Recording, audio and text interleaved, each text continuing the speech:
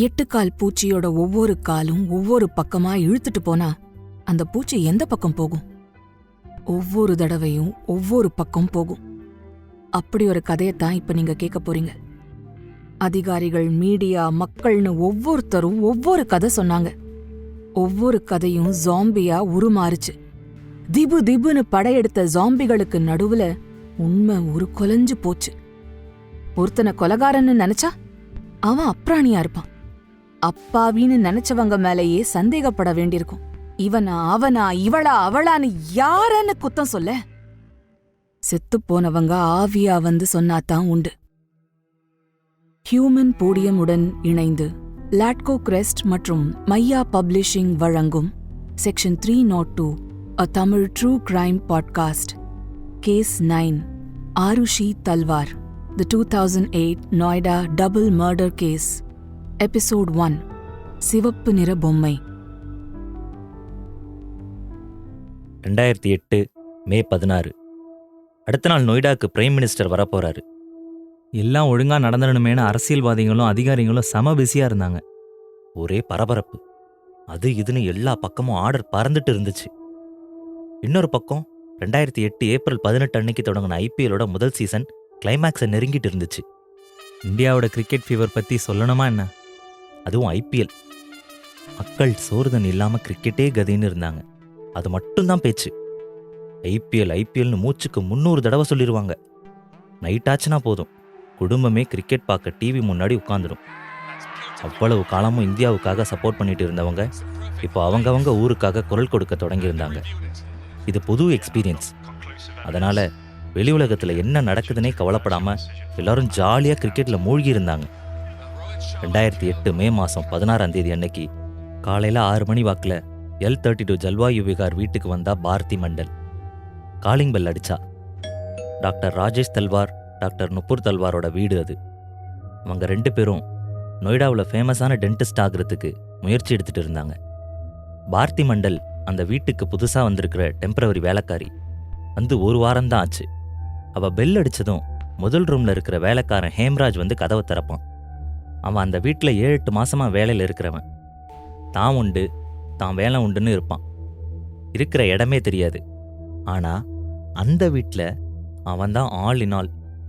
இப்போ அவன் கதவை திறக்க வெளியில வரல. ராத்திரி நல்லா சரக்கடிச்சிட்டு மட்ட ஆயிட்டானா அப்படின்னு முணுமுணுத்துட்டே பாரதி மண்டல் மறுபடியும் இன்னொரு தடவை காலிங் பெல் அடிச்சா. எந்த சத்தமும் இல்லை. வீட்டுக்குள்ள லைட்டும் எரியல. முந்தானை எடுத்து இடுப்புல சொருகிக்கிட்டா. வலது பக்கம் இருந்த படி வழியா ஏறி போனா. அங்க இருந்த வாளியையும் வீடு துடைக்கிற மாப்பையும் எடுத்துக்கிட்டு மறுபடியும் வாசப்பக்கம் வந்து நின்னுக்கிட்டா. ஹேம்ராஜ் வந்து கதவை திறந்தா சட்டுன்னு வேலையை ஆரம்பிக்க நினைச்சா. ஆனா அவன் இன்னும் கதவை திறக்க வரல. வீடும் இருட்டா கிடந்துச்சு. பாரதி மண்டல் ஒரு நாள் விட்டு ஒரு நாள் அந்த வீட்டுக்கு வருவா. காலையில ஒரு தடவை, சாயந்தரம் ஒரு தடவை வருவா. கடகடன்னு வேலையை முடிப்பா. அடுத்த வீட்டுக்கு வேலையை பார்க்க போயிருவா. கதவை திறக்கவே இவ்வளவு நேரம் ஆகுதே. லேட் ஆச்சுன்னா அடுத்த வீட்டம்மா வேற குதி குதின்னு குதிக்குமே. என்னத்த பண்ண அப்படின்னு எரிச்சலோட நின்னுட்டு இருந்தா. சத்தம் போட்டு கூப்பிட்டாலும் பிரயோஜனம் கிடையாது. ஏன்னா அந்த வீட்டுக்கு 3 கதவு. வெளியில அயன் கிரில் டோர், அதுக்கடுத்து மெஷ் டோர், அதை ஒட்டி உட்டன் டோர். பாதுகாப்புக்காக பார்த்து பார்த்து கட்டின அப்பார்ட்மெண்ட் வீடு. உட்டன் டோர்ல மார்டிஸ் லாக் போட்டிருந்தாங்க. அதனால இந்த கதவை உள்பக்கம் அழுத்தி மூடினா அது தானா லாக் ஆயிடும். அப்படி லாக் ஆயிடுச்சுன்னா ஒன்று வீட்டுக்குள்ள இருந்து கதவை திறக்கணும், இல்லைனா வெளியில இருந்து சாவி வச்சு திறக்கணும். வேலைக்காரிக்கிட்ட சாவி கிடையாது. அதனால அவளுக்கு காலிங் பெல் அடிக்கிறத தவிர வேற வழி இல்லை. தன்னோட எரிச்சலையும் கோவத்தையும் அவன் அந்த காலிங் பெல் மேல காட்டினான். ஸ்விட்ச் மேல வச்ச கைய எடுக்காம அழுத்தமா பெல் அடிச்சுக்கிட்டே இருந்தா. இப்போ ஹால்ல லைட் வெளிச்சம் தெரிஞ்சது. ஹேம்ராஜ் வரல. வீட்டுக்காரமான நுபுர் தல்வார் வந்தாங்க. ஹேம்ராஜ், ஹேம்ராஜ் அப்படின்னு சத்தம் கொடுத்தாங்க. எங்க போயிட்டான் இவன்? தூங்கி தொலைஞ்சிட்டானா அப்படின்னு சொல்லிட்டே கதவை திறந்தாங்க. முதல்ல உட்டன் டோரை திறந்தாங்க. அதை ஒட்டி இருக்கிற மெஷ் டோர் திறக்கல. அது வெளியில பூட்டி இருந்துச்சு. அப்போ பாரதி கிட்ட, வெளியில கதவு பூட்டிருக்கு. ஹேம்ராஜ் பால் வாங்க போயிருப்பான்னு நினைக்கிறேன். நீ கீழே போ, நான் பால்கனி வழியா சாவியை தூக்கி போடுறேன் அப்படின்னு நுபுர் தல்வார் சொல்லவும் பாரதி அவசர அவசரமா கீழே ஓடி வந்தா. முதலாளி அம்மாவை காக்க வச்சிடக்கூடாதுன்னு வேக வேகமா நடந்தா. அதுக்குள்ள ராஜேஷ் தல்வாரும் எந்திரிச்சிட்டாரு. அவர் ரூம்ல இருந்து வெளியில வர்றப்போ டைனிங் டேபிள்ல வேலண்டைன் ஸ்காட்ச் விஸ்கி பாட்டில் இருக்கிறத பார்த்தாரு. முந்தின நாள் நைட்டு 11:30 மணிக்கு குடும்பம் மொத்தமும் தூங்க போயிடுச்சு. வீட்ல யாரும் குடிக்கவும் இல்லை. அதனால சந்தேகத்தோட, நுபுர், இது என்ன பாட்டில்? காலங்காத்தால டைனிங் டேபிள்ல இதுக்கு என்ன வேலை அப்படின்னு கேட்டாரு. உடனே சுதாரிச்சுட்டு ஆருஷி ரூமுக்கு போனாரு. பால்கனி வழியா பார்த்தி கிட்ட சாவியை தூக்கி போட்டுட்டு நுபுர் தல்வாரும் ஆருஷி ரூமுக்கு போனாங்க. பார்த்தி சாவியை எடுத்துட்டு திரும்பவும் அதே அவசரத்தோட வந்து கதவை திறந்தா. அவுட்டர் கிரில் டோர் திறந்து கிடந்துச்சு. அப்ப அதை அவ பெருசுப்படுத்தல. 2வது மெஷ் டோரை திறந்துட்டு உள்ள வரவும் நுபுர் தல்வார் ஒப்பாரி வச்சு அழ ஆரம்பிச்சிட்டாங்க.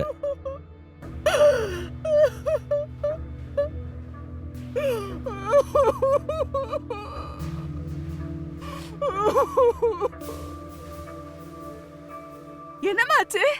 ஏன் அறீங்க? பார்த்தி தன்னோட கையில வச்சிருந்த வாளியையும் மாப்பையும் அப்படியே கீழே போட்டுட்டு நுபுர் தல்வார் கிட்ட போனா. ஓன்னு அழுதுட்டே, உள்ள போய் பாரு பார்த்தி அப்படின்னாங்க நுபுர். திருடங்கரடா வந்து கொள்ளை அடிச்சிட்டு போயிட்டானே என்ன அப்படின்னு நினைச்சிட்டு அந்த ரூம்குள்ள போன பார்த்தி அங்கேயே திகச்சு நின்னுட்டா. ரூம் ஃபுல்லா ரத்த காடா இருக்கிறத வாசல்லே பார்த்தவ தலையில கைய வச்சுட்டு அப்படியே உட்கார்ந்துட்டா பார்த்தி. ஆருஷி ராஜேஷ் தல்வார் நுபுர் தல்வாரோட ஒரே பொண்ணு, செல்ல பொண்ணு. அவ எப்பவும் அப்பா அம்மாவோட ஒட்டிக்கிட்டே தான் இருப்பா. ஃப்ரெண்ட்ஸ் கூட இருக்கிறது எந்த அளவுக்கு அவளுக்கு பிடிக்குமோ அதே அளவுக்கு அப்பா அம்மா கூட இருக்கவும் பிடிக்கும். அவங்களும் கிட்டத்தட்ட அவளோட ஃப்ரெண்ட்ஸ் மாதிரி தான் பழகினாங்க. குடும்பத்துல மட்டும் இல்ல, ஆருஷிய எல்லாருக்குமே பிடிக்கும். அவளுக்கு நிறைய ஃப்ரெண்ட்ஸ் உண்டு.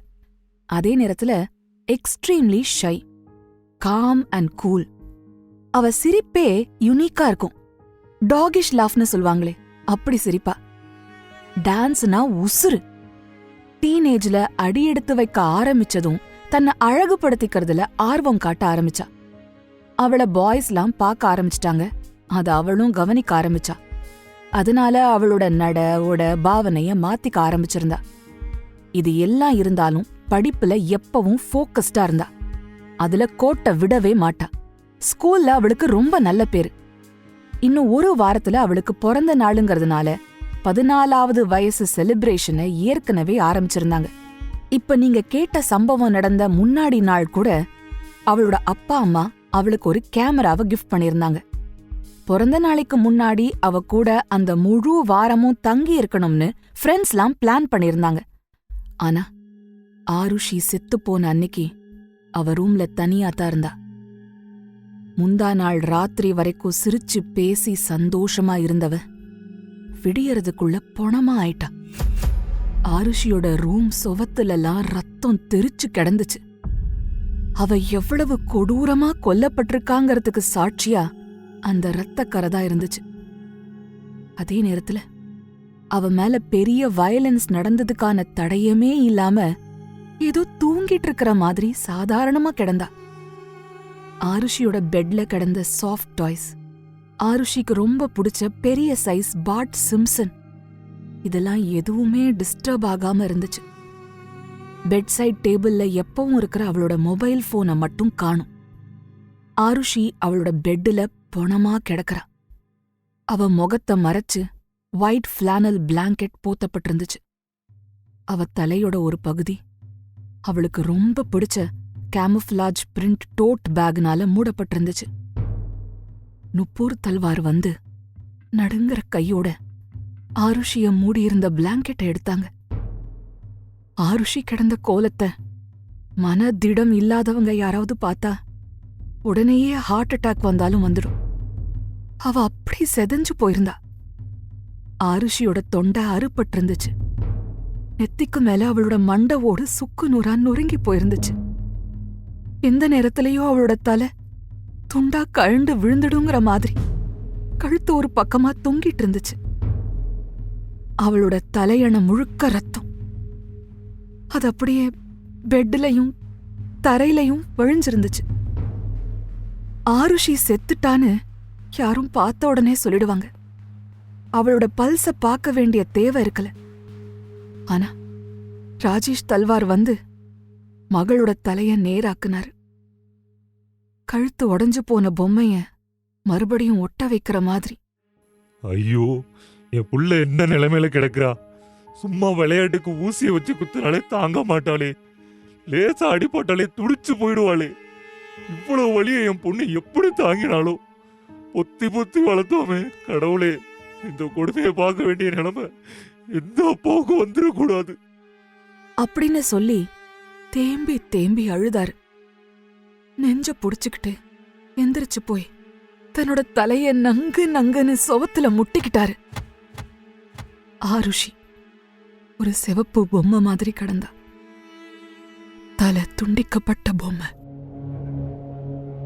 டாக்டர் ராஜேஷ் தல்வார், டாக்டர் நுபுர் தல்வார் 2 பேரோட சொந்தக்காரங்க, ஃப்ரெண்ட்ஸ், பக்கத்து வீட்டுக்காரங்க, மீடியாக்காரங்க, தெருவில் போறவங்க வர்றவங்க எல்லாரும் L32 ஜல்வாயு விகார்ல ஒன்று கூடிட்டாங்க. அதுக்கப்புறம் தான் போலீஸ் வந்து சேர்ந்துச்சு. அவங்க வந்து சேரும்போது 90% எவிடன்ஸ் அழிஞ்சு போயிருந்துச்சு.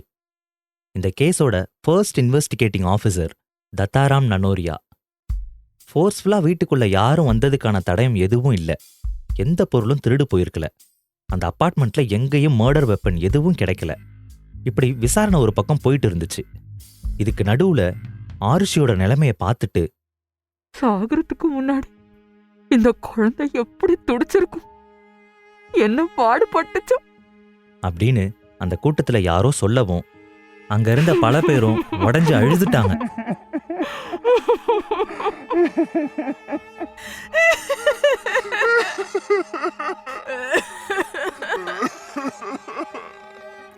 கொஞ்ச நேரத்துல யாரு கொண்டிருப்பா, என்ன காரணம்னு சுத்தி இருந்த ஒவ்வொருத்தரும் ஒவ்வொரு கதை சொல்ல ஆரம்பிச்சிட்டாங்க.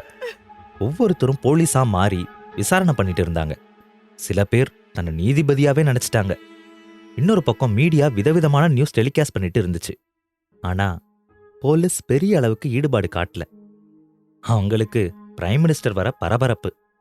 இது எப்பவும் நடக்கிற ஜஸ்ட் அனதர் சாதாரண கொலைகேஸ் தானே. இருந்தாலும் ஆருஷியோட நிலைமையை பார்த்துட்டு, சுத்தியில வச்சு மண்டையை உடைச்சிருக்கான்னு நினைக்கிறேன்.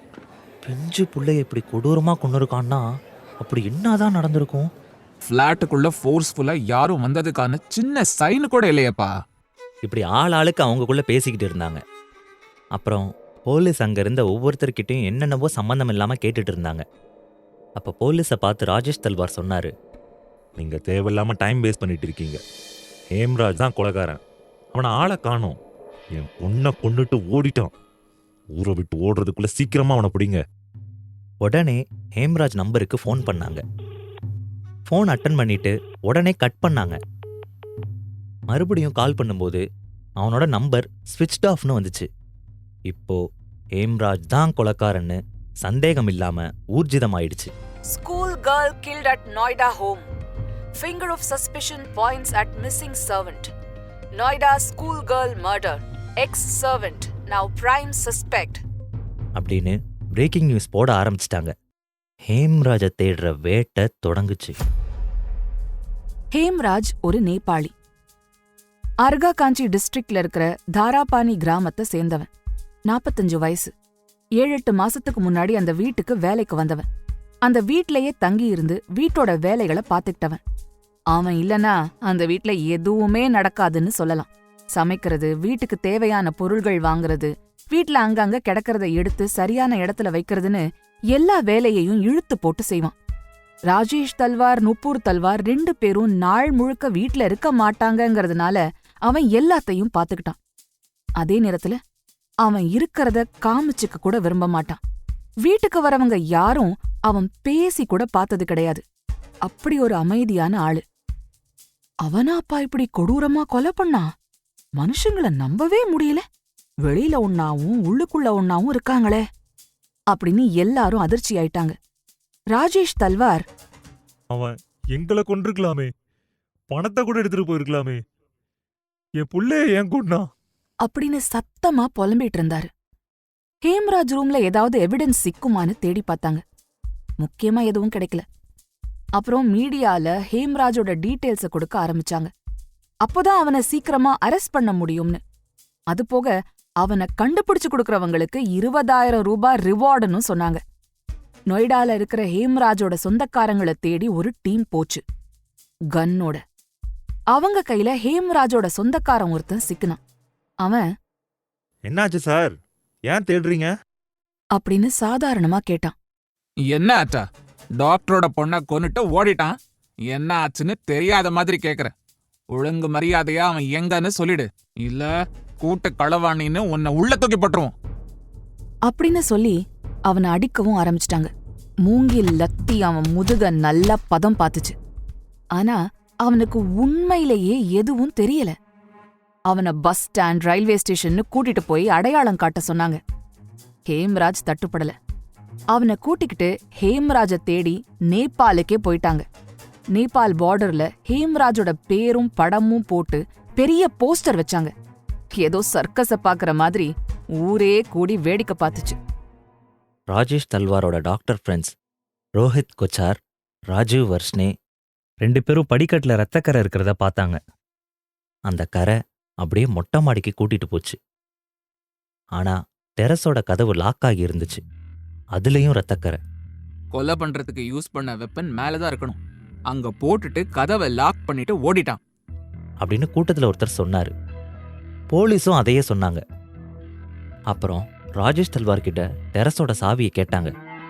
அவர் ஏதோ யோசனையோட வீட்டுக்குள்ள போயிட்டு வந்தவர் கீ இல்லைன்னு சொன்னார்.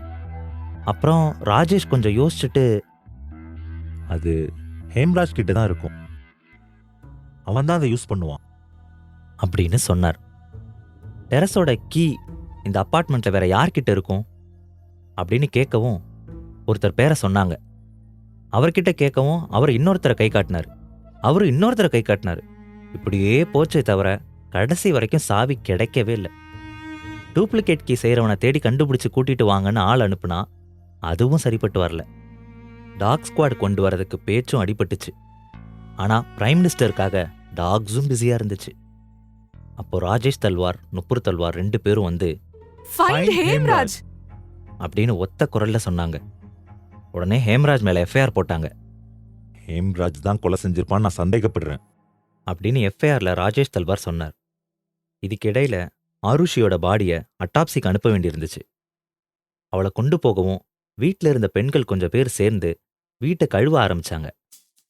கிரைமுக்கு முக்கியமான எவிடன்ஸ்லாம் இப்படி ஒண்ணுமே இல்லாம போறத பார்த்துட்டு, சார், கிரைம் நடந்த இடத்துல மார்க் போடல, அந்த ஏரியாக்குள்ள யாரையும் வரவிடாம தடுக்கவும் செய்யல, ஏற்கனவே நிறைய எவிடன்ஸ் வீணா போச்சு, இப்போ என்னன்னா வீட்டை கழுவிட்டு இருக்காங்க, நீங்களும் பார்த்துட்டு ஒன்றும் சொல்லாம இருக்கீங்க, இதுதான் நீங்க கேஸை டீல் பண்ற லட்சணமா அப்படின்னு போலீஸ்காரங்க கிட்ட ஒரு மீடியாக்காரர் அடிக்கிட்டே போனாரு. அவ்வளவுதான், போலீஸ்காரங்க செம்ம கடுப்பாயிட்டாங்க.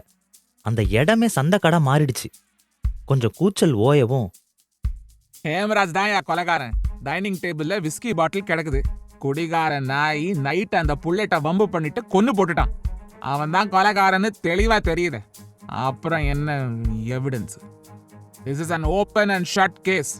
சிம்பிள் அப்படின்னு அங்க இருந்த சீனியர் போலீஸ் சொன்னாரு. போலீஸ்க்கும் மீடியாவுக்கும் நடந்த இந்த கலவரத்துல மொட்டை மாடியே எல்லாரும் மறந்துட்டாங்க. கொலை பண்றதுக்கு பயன்படுத்தின வெப்பன் என்னன்னு தெரியல. ஆனா கொலைகாரன் ஹேம்ராஜ் தான்னு முடிவு பண்ணாங்க. ராஜேஷ் தல்வார், நுப்பூர் தல்வார் 2 பேரும் சொன்னதை வச்சும் அங்க இருந்த சில எவிடன்ஸஸ வச்சும் கொலை இப்படிதான் நடந்திருக்கும்னு ஊகிச்சாங்க. 2008 மே 15 அன்னைக்கு ராத்திரி ராஜேஷ், நுப்பூர், ஆருஷி 3 பேரும் ஒன்னா சாப்பிட உட்கார்ந்தாங்க. ஹேம்ராஜ் எல்லாருக்கும் சாப்பாடு பரிமாறினான். அவன் எப்பவும் போல யார்கிட்டயும் எதுவும் பேசல. அமைதியா அவனோட வேலைய பார்த்துட்டு இருந்தான். சாப்பிட்டு முடிச்சதுக்கு அப்புறம் ஆருஷி ரூமுக்கு ராஜேஷ், நுப்பூர் 2 பேரும் போனாங்க. சர்ப்ரைஸ் அப்படின்னு சொல்லி நுப்பூர் ஒரு கிஃப்ட் பாக்ஸை எடுத்து ஆருஷி கிட்ட கொடுத்தாங்க. ஆருஷிக்கு வாயெல்லாம் பல்லு. தேங்க்ஸ் மம்மி அப்படின்னு அம்மாவோட தோளை கட்டி முத்தம் கொடுத்தா. அப்பாவை பார்த்து தேங்க்ஸ் டாடி அப்படின்னா. அப்புறம் அந்த கிஃப்ட் பாக்ஸ திறந்தவ அதுல இருந்த சோனி DSC W130 டிஜிட்டல் கேமராவை பார்த்து அவ்வளோ சந்தோஷம். கண்ணை விரிச்சு பார்த்து வாவ் அப்படின்னு சொன்னா. மறுபடியும் அம்மாவை கட்டி புடிச்சு முத்தம் கொடுத்தா. அந்த கேமரா அன்னிக்கு தான் கொரியர்ல வந்திருந்துச்சு. ஹேம்ராஜ் தான் அதை வாங்கி வச்சிருந்தான். ஆருஷியோட பிறந்த நாளுக்கு மே 24ஆம் தேதி அன்னிக்கு கொடுக்கணும்னு தான் பிளான். ராஜேஷும் அப்படிதான் சொன்னாரு. ஆனா நுப்பூர் தான் முன்னாடியே கொடுத்து சர்ப்ரைஸ் பண்ணணும்னு அடம் பிடிச்சாங்க. ஆருஷி அந்த கேமரால தன்னையும் அப்பா அம்மாவையும் மாறி மாறி நிறைய போட்டோஸ் எடுத்தா. கடைசி போட்டோவை 10:10க்கு எடுத்திருந்தா. கொஞ்ச நேரம் சிரிப்பும் கேலியுமா பேசிட்டு இருந்தாங்க. அப்புறம் ஆருஷிய அவ ரூம்ல விட்டுட்டு ராஜேஷ் நுப்பூர் 2 பேரும் அவங்க ரூமுக்கு போயிட்டாங்க. ஹேம்ராஜ் கிச்சன் வேலையெல்லாம் முடிச்சிட்டு பாத்திரத்தெல்லாம் அடுக்கி ஒதுங்க வச்சுட்டு அவன் ரூமுக்கு வந்தான். அவன் இன்னும் சாப்பிடல. அவனுக்கு சரக்கடிக்கிற பிளான் இருந்துச்சு. 11 மணி வாக்குல எல்லாரும் தூங்கிருப்பாங்கன்னு நினைச்சு ஹேம்ராஜ் ஹாலுக்கு வரும்போது நுப்பூர் அவங்க ரூம்ல இருந்து வெளியில வரத பார்த்தான். அவன் ரூம்லயே ஓரமா நின்னுக்கிட்டான். ஆருஷியோட ரூம் கதவை நுப்பூர் தட்டினாங்க. அவ சேத்தன் பகத்தோட 3 மிஸ்டேக்ஸ் ஆஃப் மை லைஃப் படிச்சிட்டு இருந்தா. அப்பாக்கு ஏதோ முக்கியமான வேலை இருக்கான், இன்டர்நெட் வேலை பண்ணல, ரவுட்டரை கொஞ்சம் ஆஃப் பண்ணி ஆன் பண்ணிட்டு போறேன் அப்படின்னு நுப்பூர் சொன்னது சன்னமா ஹேம்ராஜுக்கு கேட்டுச்சு. நுப்பூர் வெளியில போகும்போது ஆருஷி ரூம் கதவை ஒழுங்கா சாத்தல. அது ஃபுல்லா க்ளோஸ் ஆகியிருந்தா அன்னிக்கு ஹேம்ராஜ் உள்ள போயிருக்க முடியாது. அந்த கதவு தானா லாக் ஆயிருக்கும். லாக் ஆயிருந்துச்சுன்னா ஆருஷி கதவை திறந்தா தான் உண்டு, இல்லனா வெளியில இருந்து கீ வச்சுதான் திறக்கணும். நுப்பூர் அவங்களோட ரூமுக்குள்ள போன அப்புறம் கொஞ்ச நேரம் கழிச்சு ஹேம்ராஜ் வெளியில வந்தான். வேலண்டைன்ஸ் ஸ்காட்ச் விஸ்கி பாட்டில எடுத்தான். அளவுக்கு மீறி குடிச்சான். திறந்திருந்த ஆருஷி ரூம் கதவு வழியா நைட் லேம்ப் வெளிச்சத்தை பார்க்கவும் உள்ள போகலாங்கிற முடிவுக்கு வந்தான். உள்ள ஆருஷி நல்லா தூங்கிட்டு இருந்தா. அவளையே வெறிச்சு பார்த்துட்டு இருந்தான். ஹேம்ராஜுக்கு நாக்கு வறண்டு வெறி தலைக்கேறிச்சு. அவகிட்ட போய் உட்கார்ந்து கீழே குனிஞ்சு அவ உதட்டுல முத்தம் கொடுத்தான். விஸ்கி நாத்தத்துல சட்டுன்னு எழுந்திருச்ச ஆருஷி கரப்பாம்பூச்சிய பார்த்து ஓடுற மாதிரி நகர பார்த்தா. அவன் நகர விடல. அவ சத்தம் போட வாய திறக்கறதுக்குள்ள கட்டில்ல தலைய ஓங்கி மோதிட்டான். அவ்வளவுதான், அவ மயங்கி விழுந்துட்டா. அப்படியே விட்டுட்டு கூட வீட்டை விட்டு ஓடி இருக்கலாம். ஆனா என்ன நினைச்சானோ, கத்தியையும் சுத்தியலையும் எடுத்துட்டு வந்தான். அவ மண்டைய உடைச்சு நொறுக்குனான். கழுத்த அறுத்து போட்டான். அவகிட்ட இருந்து எந்த சத்தமும் இல்ல. அப்புறம் அவளை பழையபடியே பெட்டில் படுக்க வச்சான். கை கால நேரா இழுத்து விட்டான். ஒயிட் ஃபிளானல் பிளாங்கெட் எடுத்து அவ முகத்தை மறைச்சு போட்டுட்டான். தலை பக்கத்துல கேமஃபிளாஜ் பிரிண்ட் டோட் பேக வச்சு மூடினான். பக்கத்துல டேபிள்ல இருந்து அவளோட மொபைல் போனை எடுத்துக்கிட்டான். முதல்ல இருந்த உட்டன் டோரை சாத்தினான். அதுவா பூட்டிக்குச்சு. அப்புறம் மெஷ் டோரை பூட்டிட்டு வெளியில அயன் கிரில் டோர்ல தாப்பா மட்டும் போட்டுட்டு மொட்டை மாடிக்கு போனான். அங்க சுத்தியலையும் கத்தியையும் போட்டுட்டு அந்த கதவையும் மூடிட்டு தலைமறைவாயிட்டான். இப்படி இந்த கதைய ஒவ்வொருத்தரும் ஒவ்வொரு மாதிரி சொல்லிட்டு இருந்தாங்க. நிறைய இடம் இடிச்சுச்சு. லாஜிக் பிரச்சனை இருந்துச்சு. அதையெல்லாம் யாரும் பெருசா பொருட்படுத்தல. கட்டு கதைக்கு லாஜிக்லாம் ஒரு விஷயமா? ஆருஷியோட அஸ்தியை கரைக்க அடுத்த நாள் காலையில ஹரித்வார் கிளம்புனாங்க. கொஞ்ச நேரத்துல ராஜேஷோட அண்ணன் தினேஷ் தல்வார் ஃபோன் பண்ணாரு. ராஜேஷ், உடனே திரும்பி வா. டெரஸ்ல ஒரு டெட் பாடி கிடக்கு. கே கௌதம் நொய்டா போலீஸோட ரிட்டையர்ட் டெபுட்டி சூப்பரிண்டென்ட். அவர் தான் மொட்டை மாடியில் இருந்த பணத்தை கண்டுபிடிக்க காரணமாக இருந்தவர். முந்தின நாள் ஆருஷியோட அட்டாப்சிக்காக உதவி பண்ணவர் தான் இந்த கே கௌதம். இப்போ கர்டசிக்காக ஆருஷி வீட்டுக்கு வந்திருந்தார். கே கௌதம் வரவும் தினேஷ் தல்வார் கம்ப்ளைண்ட் சொல்ல ஆரம்பிச்சாரு. டெரஸோட டோர்ல ரத்தக்கரை இருக்குது, ஆனா இன்னும் அதை திறக்காம அலட்சியமா இருக்காங்க. கொஞ்சம் என்னன்னு பாருங்களேன். ஏதோ ஒரு பொருள் இல்லைனா யாரோ ஒருத்தரை இழுத்துட்டே போயிருக்கணும்னு கௌதம் சென்ஸ் பண்ணாரு. ஒன்னொன்னா மோப்பம் பிடிக்க ஆரம்பிச்சாரு. ஆருஷி ரூம்ல எக்கச்சக்கமா ரத்தக்கரை இருந்தாலும் அந்த ஃப்ளாட்ல வேற எங்கேயும் ஒரு சொட்டு ரத்தம் இல்லை. அப்பார்ட்மெண்ட்டோட வேற எந்த இடத்துலையும் ரத்தம் இருந்ததுக்கான தடயமே இல்லை. வேலண்டைன்ஸ் விஸ்கி பாட்டில லைட்டா ரத்தக்கரை இருந்ததை தவிர. கே கௌதம்க்கு அங்க இருந்த எல்லா போலீஸ்காரங்களையும் தெரிஞ்சிருந்ததால மொட்டை மாடியோட கதவை உடைக்க வச்சாரு. கதவோட இடது பக்கம் ஒரு டெட் பாடி அழுகி போய் கிடந்துச்சு. நாத்தம் குடலை பொடுங்குச்சு. அங்கங்க ரத்தக்கரையோட ஃபிங்கர் பிரிண்ட்ஸ் இருந்துச்சு. ஒரு சுவத்துல முழு கைத்தடமே பதிஞ்சிருந்துச்சு. அந்த டெட் பாடியோட காலில் ஸ்லிப்பர்ஸ் இன்னும் அப்படியே இருந்துச்சு. பக்கத்து டெரஸ்ல இருந்து பார்த்தா யாருக்கும் தெரியக்கூடாதுன்னு அந்த பணத்தோட ஒரு பார்ட்டை கூலர் பேனல்னால கவர் பண்ணியிருந்தாங்க. இன்னொரு பார்ட்டை பெட்ஷீட் வச்சு மூடியிருந்தாங்க. அது யாரோட டெட் பாடின்னு அங்க இருந்த யாருக்கும் அடையாளம் தெரியல. முகம் வீங்கி போயிருந்துச்சு. கோரமா செதஞ்சு போயிருந்துச்சு. அஸ்தி கறக்க போயிருந்த ராஜேஷ் திரும்பி வந்தாரு.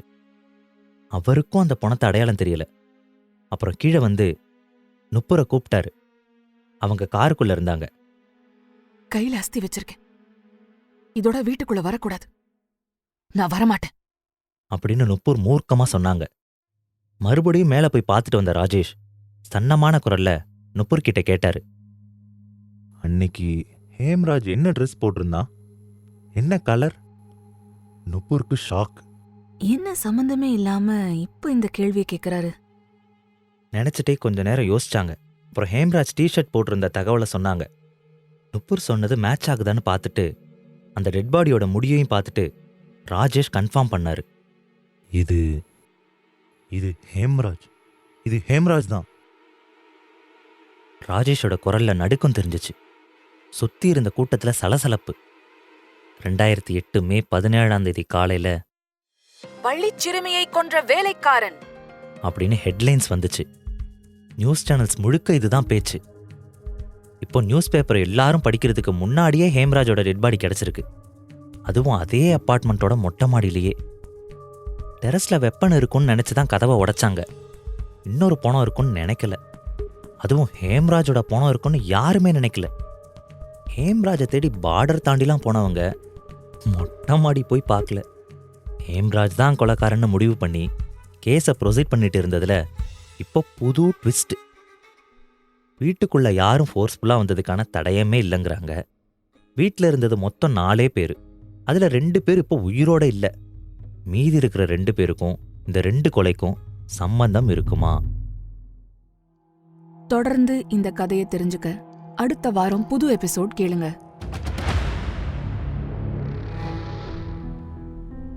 ஹியூமன் போடியமோட இந்த பாட்காஸ்ட் பயணத்துல நீங்களும் ஸ்பான்சரா இணைய தொடர்பு கொள்ள வேண்டிய email ID contact@humanpodium.com. This episode was brought to you by Latco Crest Wealth. Latco Crest Wealth is an independent private client wealth practice assisting our clients to generate and manage wealth over time and to achieve their life goals. For more details, visit www.latcocrest.com. And Maya Publishing. Turn your literary dreams into reality with Maya Publishing, where your story finds its voice and comes to life in print. Script by Tamil 360 Degree. Narrated by Deepika Arun and Kalis. Sound design, recording, mixing and mastering by Baba Prasad. Assisted by Surya Prakash at Digi Sound Studio, Chennai. Music by Dakshin. Direction team Bhavya Kirtivasan and Srinitya Sundar. Executive producer Deepika Arun. Produced by Human Podium. This podcast is based on true stories and real-life events. While we strive for accuracy and authenticity, certain aspects such as dialogue, pacing, and narrative sequence may have been enhanced or reconstructed for dramatic and entertainment purposes. Our intention is to provide a compelling and engaging listening experience while staying true to the essence of the stories being told. Keep in mind that some details may have been altered or condensed for storytelling reasons. Listeners are advised to use their discretion. We may refer to specific individuals or groups by their names in order to share stories, insights, or historical accounts. These references are intended to provide context and understanding and are based on publicly available information. We want to emphasize that these references are made solely for the purpose of providing accurate information and fostering a deeper understanding of our culture and society. We strive to approach these discussions with sensitivity and a commitment to treat all individuals and their stories with respect and sensitivity.